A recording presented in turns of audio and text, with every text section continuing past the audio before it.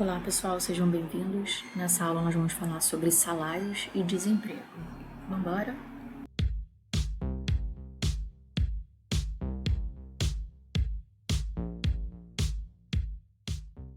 Para começar, pessoal, eu pergunto a vocês como os salários são determinados.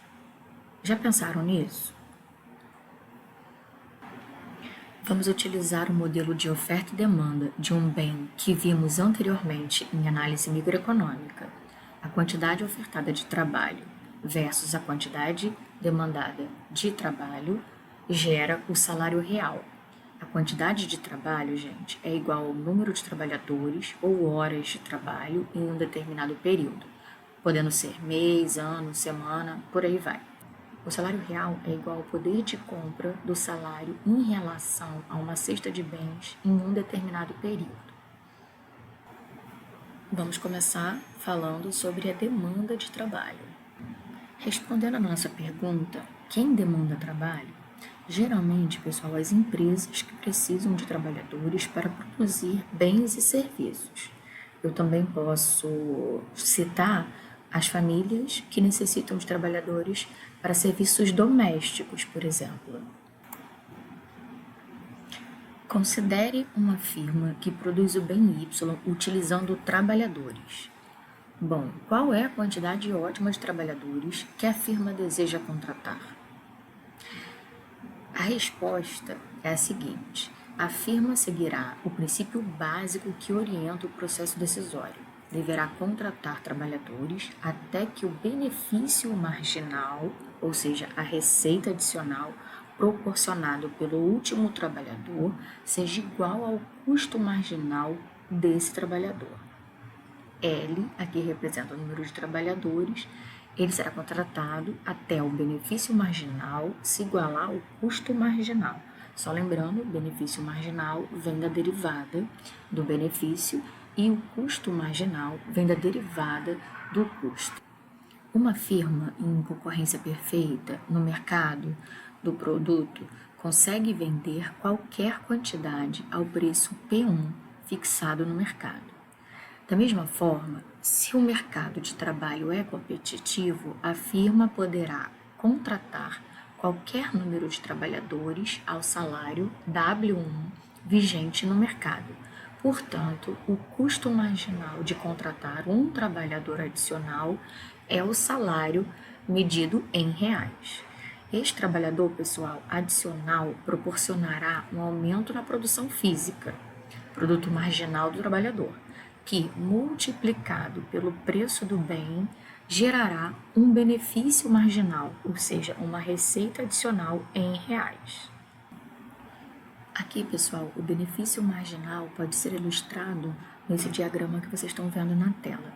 L representa o número de trabalhadores.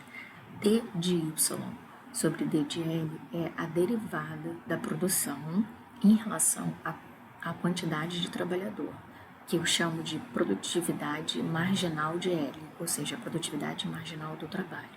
O benefício marginal, por sua vez, pessoal, é a derivada da receita total em relação à quantidade de trabalho. Receita total aqui é preço vezes quantidade. E eu denomino essa derivada de benefício ou receita marginal. Eu posso representar pela produtividade marginal do trabalho, que multiplica o preço.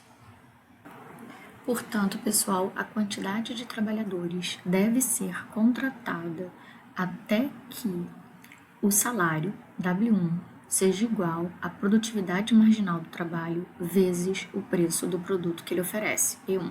Ou seja, o custo marginal ser igual ao benefício marginal. Ou, em outras palavras, W1 sobre P1 tem que ser igual à produtividade marginal do trabalho. Se ocorrer, pessoal, um aumento do salário de W1 para W2, tal que W2 maior do que W1, teremos uma desigualdade, pois W2 será maior que a produtividade marginal do trabalho multiplicado por P1. Como W2 e P1 são dados para a empresa, ou seja, elas não podem modificar o salário e nem o preço do produto que elas vendem, a igualdade será restabelecida somente com a redução da produtividade marginal. Como essa variável é decrescente, com o número de trabalhadores pela lei dos rendimentos decrescentes, a solução nesse caso é reduzir a quantidade de trabalhadores até que a igualdade seja restabelecida novamente. Portanto, pessoal, a relação entre o salário nominal e a quantidade de trabalhadores contratada é inversa, como vocês podem ver no gráfico aqui. No eixo horizontal, a gente tem a quantidade de trabalhadores, representado por L. E no eixo vertical, a gente tem o W, que representa o salário nominal. E a curva em azul, ela representa a demanda de trabalho. Ela é inversamente proporcional. Essa curva é dada pelo valor da produtividade marginal, que é igual a P, que multiplica a produtividade marginal. Vale notar que quando a firma segue o princípio básico do processo decisório, está simultaneamente maximizando o lucro. Vamos à fórmula. Maximizando o lucro é igual aqui a receita total menos custo total. A receita total é igual a preço vezes quantidade. Aqui o preço tem um tracinho, porque esse preço é dado, né? Esse mercado aqui é um mercado de concorrência aberta. Existem muitas empresas vendendo o produto, então eu posso considerar como concorrência perfeita. Na questão do custo aqui, no custo total, eu tenho L, que é a quantidade de trabalhadores, que multiplica o salário desses trabalhadores. Esse trabalho também considero fixo, então tem uma barra em cima, porque os salários eles são dados. Nesse caso aqui, a empresa oferece a vaga de acordo com o salário que está sendo oferecido pelo mercado.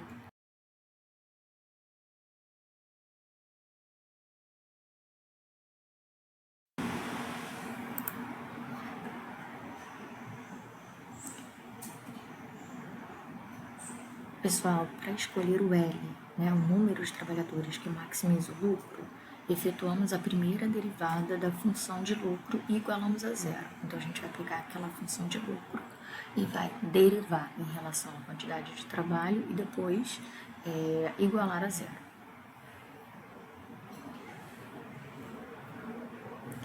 Daí, a gente vai encontrar que o benefício marginal do trabalho é igual ao salário, W com um tracinho em cima, porque o W nesse caso é W. Depois a gente vai fazer a segunda derivada e vai avaliar o valor.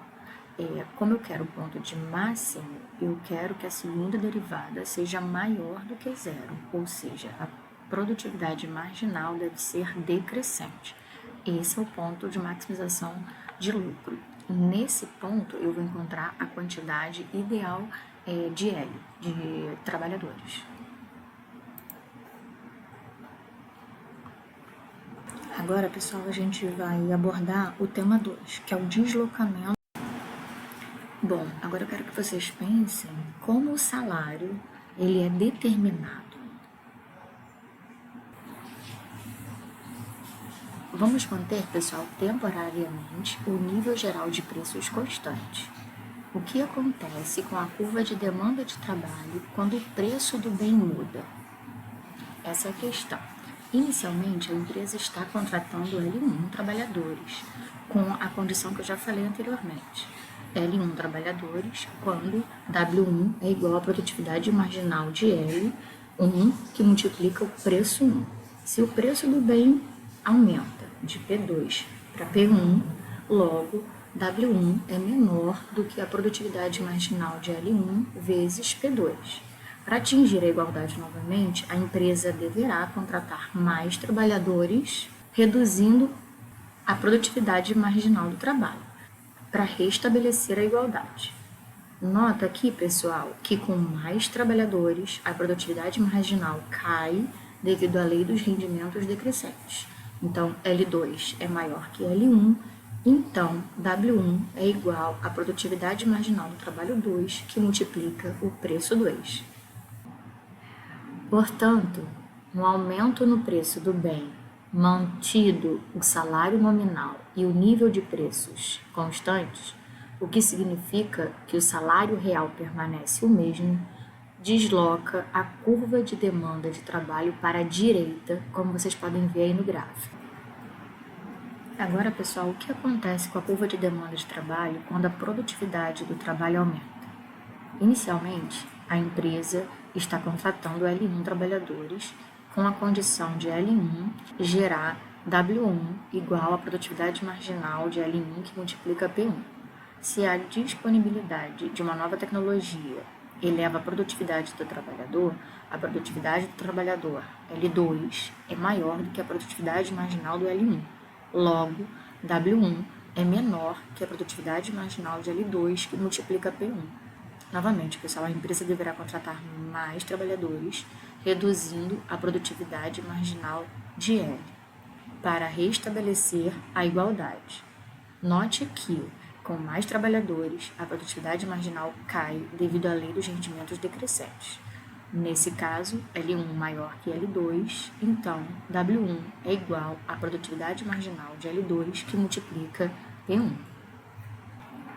O deslocamento da curva de demanda de trabalho, quando aumenta a produtividade, é para a direita, como vocês estão vendo aí no gráfico. Agora nós vamos falar, pessoal, sobre a oferta de trabalho. A curva de oferta de trabalho terá inclinação positiva, indicando que quanto maior for o salário, mais trabalhadores se dispõem a se oferecer, como mostra a figura que vocês estão vendo aí agora. A decisão de trabalhar segue o mesmo processo decisório. O benefício marginal é o salário. O custo marginal é o custo de oportunidade das horas dedicadas ao trabalho, que pode ser calculado perguntando-se qual o valor mínimo que você aceita para trabalhar.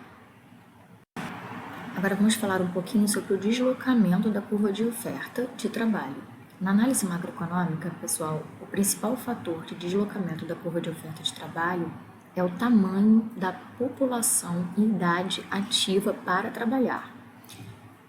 Este tamanho da população é influenciado pela taxa de natalidade, taxa de imigração e emigração e a idade com que as pessoas entram e saem do mercado de trabalho, ou seja, aposentam-se.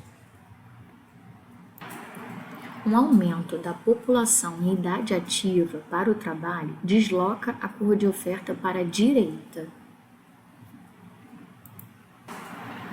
Agora, pessoal, vamos olhar o equilíbrio no mercado. O salário e o nível de emprego são determinados, pessoal, pela demanda e oferta do mercado de trabalho, conforme vocês podem ver nessa figura que está aparecendo agora. Mais uma vez, no eixo horizontal eu tenho o trabalho, quantidade de trabalho, L. No eixo vertical, aqui eu tenho o salário real. O salário real é W, que é o salário nominal, dividido por P. Se eu considero o preço constante, esse salário real é igual ao salário nominal, não teve nenhuma mudança no preço.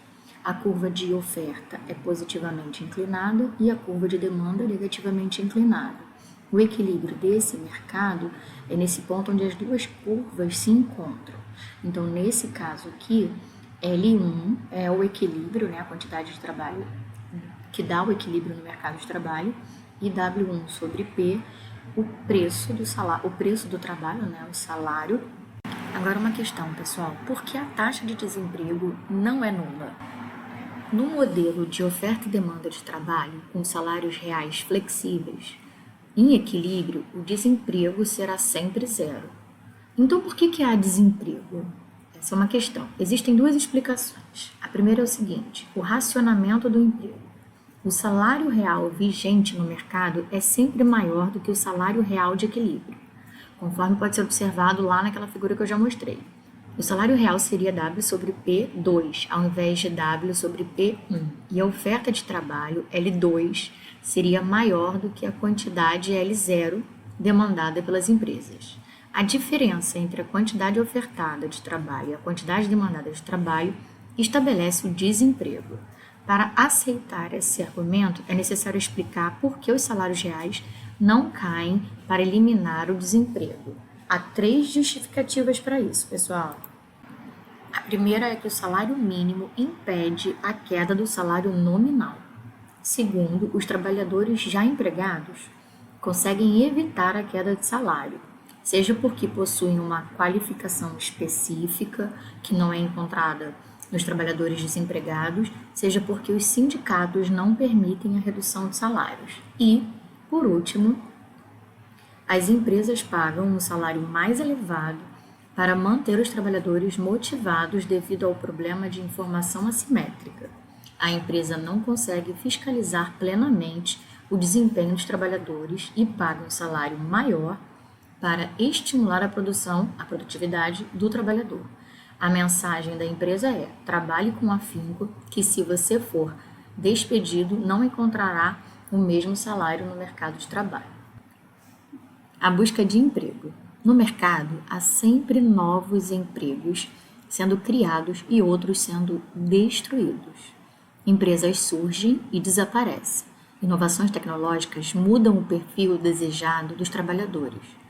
Mudanças na demanda cria novos produtos e encerra a produção de outros. Isso significa que no modelo de oferta e de demanda de trabalho, as curvas de oferta e de demanda não são fixas, mas se deslocam permanentemente, ora para a direita e ora para a esquerda. O seguro-desemprego faz com que os trabalhadores demorem a procurar emprego. Nesta fase, eles são desempregados. Evidentemente, o seguro-desemprego tem uma função social de manter uma renda mínima, até as pessoas conseguirem um novo emprego.